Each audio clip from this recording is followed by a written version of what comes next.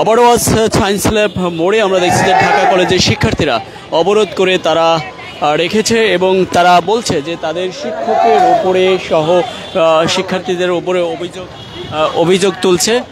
আমরা পরে আপনাদের সাথে কথা বলবো।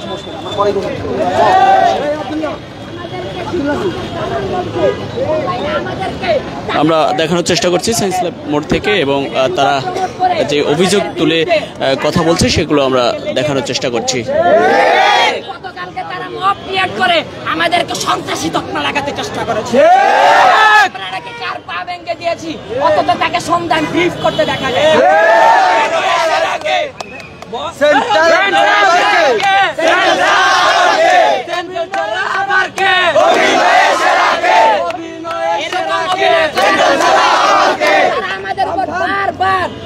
বেশ কয়েকবারই আমরা লক্ষ্য করতে পারছি যে সায়েন্স ল্যাব মোড়ে যেই কলেজের ঐতিহ্য ইস্যুতে গত দুদিন আগেও কিন্তু তারা বিক্ষোভ করেছিলেন এবং আজও কিন্তু তারা বিক্ষোভ করছে। তাদের সহপাঠীর উপরে হামলার প্রতিবাদে মূলত তারা বিক্ষোভ করছে এবং সেটি নিয়েই কথা বলছে। সবাইকে এর প্রতিবাদ কর্মসূচিতে অংশগ্রহণ করার জন্য ধন্যবাদ জানানো হলো এবং ধৈর্য ধারণ করে আজকের কর্মসূচিতে অংশগ্রহণ করার জন্য বিনীত অনুরোধ করে আমি আমার আল্লাহ হাফেজ। এখন আমার সামনে বক্তব্য দেবে দ্বিতীয় বর্ষের স্টুডেন্ট ওয়ালিদ হাসান রাহিম।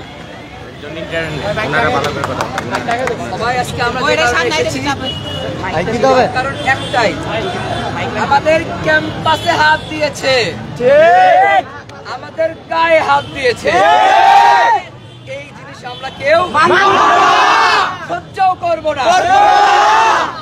এই জন্য যে অংশটা হাত দিয়েছে তাদেরকে শনাক্ত করা হোক, তদন্ত করা হোক, কিসের উদ্দেশ্যে করেছে এটা প্রকাশ করা হোক। আমাদের কথা একটাই, বড় একটা অংশ আছে, ছোট একটা অংশ আছে। যারা চেয়েছে তাদের জন্য তথ্য তদন্ত করে বিশ্লেষণের মাধ্যমে সমাধান করা হয়। পাশাপাশি আরেকটা কথা বলে দিতে চাই, তারা আমাদেরকে খুনের হুমকি দিয়েছে, আমাদের গুম করবে, আমাদের গুম করবে। একটা লিমিটেশন আছে, কোথায় চলে গেছে তাদের উচ্ছৃঙ্খলতা। তারা ঘটে 12 আনা 4 আনা দেখায় 20 আনা 14 আনা। আমরা কি বলতে পারি?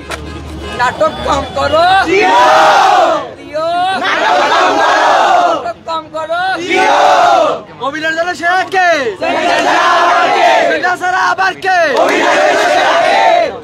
মবের কালো হাত ভেঙে দাও, ঘুরিয়ে দাও। মবের কালো হাত ভেঙে দাও, ঘুরিয়ে দাও। মবের কালো হাত ভেঙে দাও, ঘুরিয়ে দাও। কথা বলে দিতে চাই, যে সকল অনার্স বড় ভাইরা দেখবেন আমরা আপনাদের উস্কানি দেই না, আমরা উস্কানি দিতে চাইও না। আমরা যে ব্যক্তিটা কাজ করেছে তাকে আপনারা শনাক্তকরণ করুন, আপনারা প্রশ্ন করুন কেন করেছে, প্রশাসনকে বলতে চাই আপনারা তদন্ত করুন। এই বিক্ষোভ চলতে পারে না, আমরা পড়াশোনা টেবিলে দিতে চাই।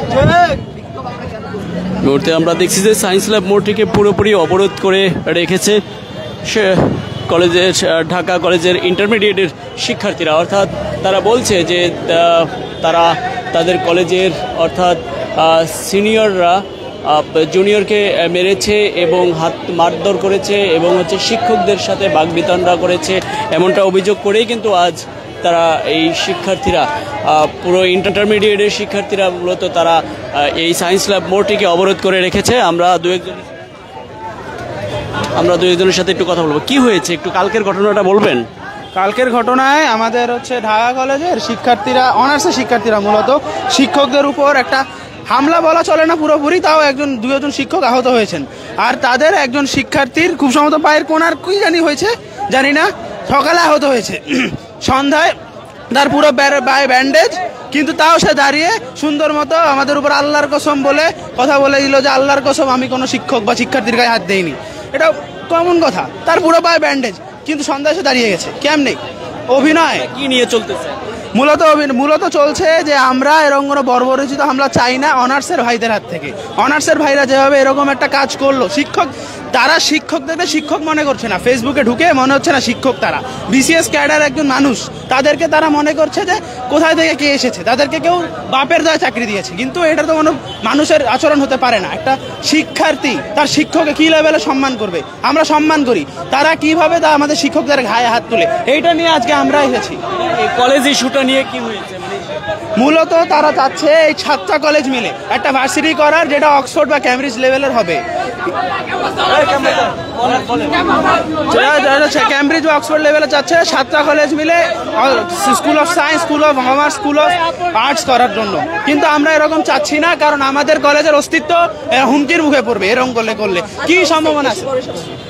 আমরা যেমনটা দেখছিলাম, এই মুহূর্তে আপনারা লক্ষ্য করতে পারছেন যে শিক্ষার্থীরা মূলত এই বড় ভাইদের মারধরের শিকার হয়েছে।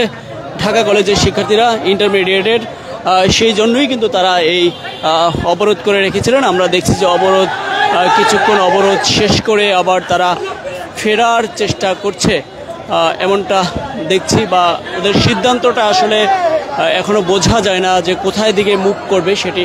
দর্শক,